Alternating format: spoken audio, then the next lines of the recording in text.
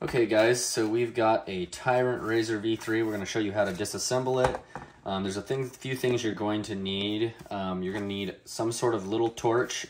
This guy puts a nice flame out. It heats it up right where you need it, kind of like a butane torch. You're going to need one of these. However, you're going to need more than one. You're going to need some bits. T8, T6, and in some cases, if I'm going to show you, this is a T9, and this one we actually are using on this because it fits really, really tight. It's a little more helpful. If yours ends up being one of the non-chamfered screws in shipping, use a T9 just to be safe. This one that we include with it is a T8. It works fine for basic adjustments, but I would say that a T9 might actually work better. We're trying to improve that on all the future screws, but that's what we've got for now. So we've got a V3 here, and this is going to let you access the clip screw and everything. So you're going to be able to get to that. This is a fresh V3 jet black. This is our jet black model, and we can see everything's very nice and tight. This is not going to be very easy to unscrew if you're not using something to hold. So this back one is one of the screws that you have to take off. There's two on both sides, but they actually have to be held together. Otherwise, they're going to spin. So what we're going to do, we're going to use one of these. You might have one laying around, or you might need to grab one. But you basically stick that in this. It's kind of like a vise. You could probably use a vise as well to hold one of these little T6 bits. And you could also, technically, you could also hold this right there and do the same thing, and then you'd only need one more. But basically, I'm going to grip that. Now that this is held securely, we can basically take another tool with another T6 or one of these, and I'll probably just use one of these just to make it easy, or we'll use one of these. If these, you also need to check, if this isn't sharp, you can sand this down or grind it down to where it actually gets bigger and it can fit even more securely in one of these. You want to make sure it fits good. If it's loose, don't even try to use it. So then what I'm going to do, there's Loctite on all of these. And the reason why we do that is because if you don't, I'll get a bunch of calls from people saying, my screw fell out, send me a new one. And I'll send you a new one. But the problem is we need to make sure that a customer is going to be able to use this thing over and over again and not have any issues. So we're going to take the blade out just to keep things safe. It's a good idea to always do that. To remove the blade, you press this over towards the front. You don't want to press it here. Press towards the front. In, out. So once it's in, press it over, take it out.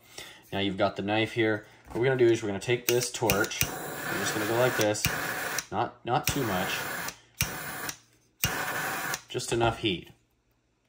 Okay, so it's pretty hot, you know, hot to the touch, not burning hot or anything crazy. But now we're going to take this and we're going to sit this on top of the first T6 screw, and we're going to hold here. What we're going to do is we're going to hold this and we're going to apply pressure with this screw. And there we go.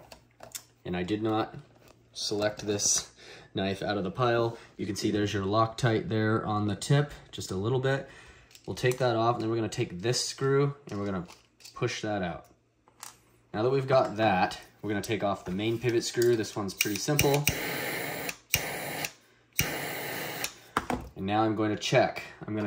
Okay, does this fit really good? Okay, that actually fits really good. Does a T9 fit? Sort of, but we could actually probably just use this one for this, and this is why we include this, so you can adjust this pivot screw. We heated it up a little bit on both sides. Now we're gonna go like that. I'm applying secure pressure onto here while I'm unscrewing it, and then I'm gonna hold my finger on this back side while I'm unscrewing that. And then I'll just use this just to finish the process to make it easy for the camera, but you could continue using that same tool. Pop that out. Now we've got that screw, and now we're gonna take off the top here, and we're gonna just make note of where there's a bushing that goes on either side. That's gonna need to get put back in there when you disassemble it. So just make sure you take it apart and you put it back the same way. There's a bushing also on both sides of this blade holder. So I'm gonna take that off. So you're gonna have a total of 4 bushings, 2 bearings, and the front cap and the back bolt. So now that we have this all off, you can take that off. You can access everything. This is what you'll do if you're wanting to add more features, remove features, and then if you want to take the clip off, you can take that right off, and now your clip is loose. But we're going to tighten this clip back up. You don't want to tighten it too tight, or you can start to mar or break the screw. You just tighten it good, and we do recommend applying Loctite 242 back on this knife and letting it dry for about 4 to 6 hours before use, just to make sure that nothing loosens up. So now we're going to put this back together, stick this bushing, doesn't matter which side. In fact, you can actually flip those to get a smooth side if you need to. We'll put the bearing in. The direction of these bearings doesn't really matter. You can put it inside up, inside out, but just make sure that both sides are going the opposite direction. So we're gonna stick that guy in. We'll put another bushing here. And because we did the other one, the cage facing this way, we're gonna cage facing this way, we'll do cage facing this way for the bearings. And we'll stick another one of these right on there. Everything looks good now. And so we're gonna stick that right back on. Everything seems to go together really nicely. And there's still some Loctite. I'm not gonna apply more. And we'll hold that bolt, and we'll use this guy again just to tighten that up. Okay, and then we're gonna put the back one on. Doesn't matter which way this goes, you can choose whichever side you'd like it to go through. And then we're gonna take this, I can stick it on the end of this little tool. It's kind of tricky. Sometimes it's easier just to get it, lay it in there. And we can actually use this tool that's included with the knife to finish that. And then I'm gonna use this just because it's easier to finish the process. So now you'll see it's just spinning. So that's a problem, right? So you're gonna need to do the same story here. Stick that right there. Stick this in here, get that aligned, and tighten it up. Hold pressure. So you're holding pressure on this knife against that, and then you're holding pressure on top. So there's no way for this thing to move. Boom. Now we're tight. That looks good. Everything looks centered, as you can see. Good blade centering. And what you really want to make sure, you want to make sure that there's no play. So there should be no play here. When you close it, everything's going to be centered. It's not pulling to one direction, but also you're not feeling the bearings.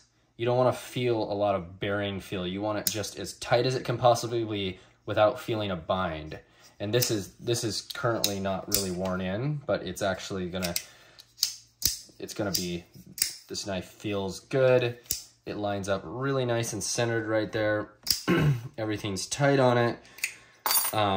Nothing's loose, nothing's shaky. Everything is put together correctly. And you would basically repeat this same process anytime you want. You can see right here, this screw is not marred, it's not messed up. You can also see right here, this screw is also not messed up. And the one thing you just gotta make sure is when you're using these tools, you need to have a sharp tip. If this is all rounded off and you start to use that in here, there's a very high likelihood it's gonna ruin this screw.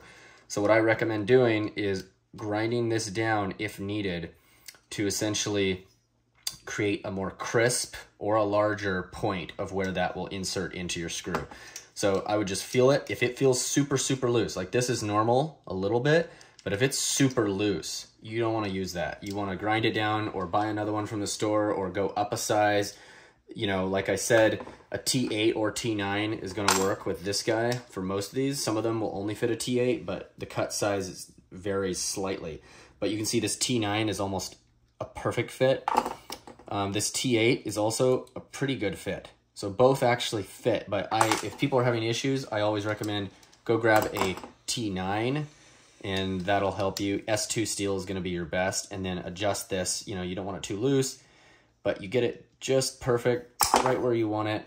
And then I would apply Loctite before that, get it just perfect. Apply just a couple drops of Loctite in here. Get that tight, put it to a perfect tension, and just leave it and come back, and that is not going to change. So that position, because you don't want that position to change when this is opening and closing hundreds of times throughout your day. So that is how you do it. If you have any questions, please contact me, and we'll let you know what to do. Thank you. Have a good day.